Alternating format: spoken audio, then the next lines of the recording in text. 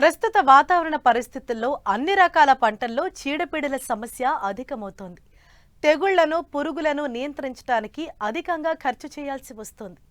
రైతులు నాణ్యమైన విత్తనాలు సేకరించినప్పటికీ విత్తడానికి ముందే విత్తన శుద్ధి చేయటం ద్వారా విత్తనం నేల ద్వారా వ్యాప్తి చెందే తెగుళ్లు, పురుగులను తక్కువ ఖర్చుతో సమర్థవంతంగా నిరోధించవచ్చని తెలియజేస్తున్నారు శాస్త్రవేత్తలు.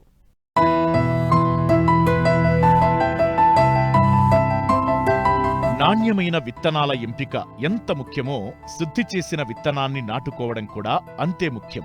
విత్తన శుద్ధి వల్ల నేల ద్వారా వచ్చే పురుగులు, తెగుళ్ల నుండి పంటను కాపాడుకోవచ్చు.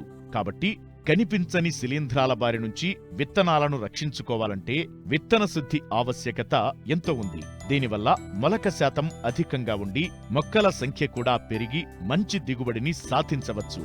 విత్తన శుద్ధి విత్తనానికి రక్షణ కవచంలా పనిచేయడంతో పాటు మొక్క ఆరోగ్యంగా పెరిగి తొలి దశలో తెగుళ్లను అరికట్టి తరువాత దశలో పిచికారీ మందులు, కూలీలపై పెట్టే ఖర్చును తగ్గించుకోవడానికి తోడ్పడుతుంది. కాబట్టి రైతులు తప్పకుండా విత్తన శుద్ధి చేసుకోవాలని సూచిస్తున్నారు వరంగల్ ప్రాంతీయ వ్యవసాయ పరిశోధనా స్థానం శాస్త్రవేత్త పద్మజ. ప్రస్తుతము రైతు సోదరులందరూ విత్తన సేకరణ మరియు విత్తనానికి విత్తుకోవడానికి రెడీగా ఉన్నారు. ఏ పంటనైనా విత్తుకునే ముందు మనము ముందుగా ఇంతకుముందు గత సంవత్సరం వేసిన పంటను మరియు అందులో వచ్చే ఏవైనా తెగుళ్ళు కనుక ఉన్నట్లయితే వాటిని గమనించుకొని దానికి తగిన విధంగా ఈ సంవత్సరము పంటని వేసుకోవడం మంచిది. అదేవిధంగా ఇప్పుడు సేకరించిన విత్తనాన్ని ముందుగా మనము విత్తన శుద్ధి అనేది ఖచ్చితంగా చేసుకోవాలి. కొన్ని రకాల పంటలను గమనించినట్లయితే గత సంవత్సరము ప్రధానంగా మన వైరస్ తెగుళ్ళు ఎక్కువగా ఆశించినవి కంది పంటల్లో మరియు అపరాల పంటలలో. అదేవిధంగా వరిలో చూసినట్లయితే బ్యాక్టీరియా, ఎండాకు తెగులు ఎక్కువగా ఆశించి ఎక్కువగా నష్టపోయే అవకాశం ఉంది. సో ఈ తెగుళ్ళు మనకి విత్తనం ద్వారా కూడా కొంతవరకు ఆశించే అవకాశం ఉంటుంది. కాబట్టి మనము ముందస్తుగా విత్తనాన్ని కొనుగోలు చేసిన వెంటనే విత్తన శుద్ధి అనేది చేసుకొని విత్తుకున్నట్లయితే తెగుళ్ళని నివారించుకోవచ్చు. వరిలో చూసినట్లయితే బ్యాక్టీరియా, ఎండాకు తెగులు 30% వరకు విత్తనం ద్వారా కూడా వ్యాప్తి చెందే అవకాశం ఉంటుంది. కాబట్టి విత్తన శుద్ధిగాను మనం తడి మరియు పొడి పద్ధతి 2 రకాలుగా విత్తన శుద్ధి చేసుకోవచ్చు.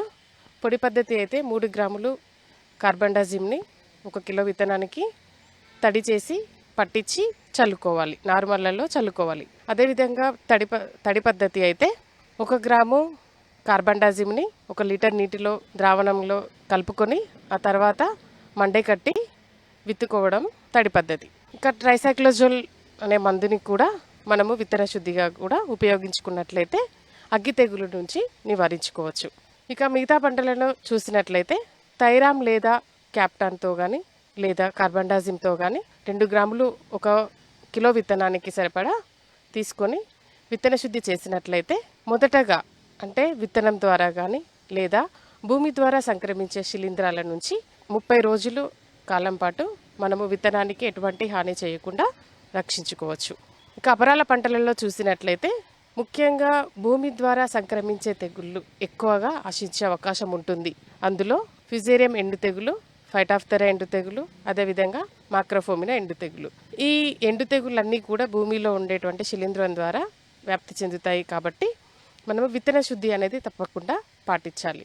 ఈ విత్తన శుద్ధికి గాను 3 గ్రాముల కార్బండాజిమ్ లేదా థైరామ్, క్యాప్టాన్ కానీ లేదా జీవ శిలీంద్ర నాశిని అయిన ట్రైకోడర్మా విరిడిని 8 లేదా 10 గ్రాములు 1 కిలో విత్తనానికి కానీ పట్టించి విత్తుకున్నట్లయితే ఈ భూమి ద్వారా సంక్రమించే తెగుళ్ళ నుంచి మనము కాపాడుకోవచ్చు.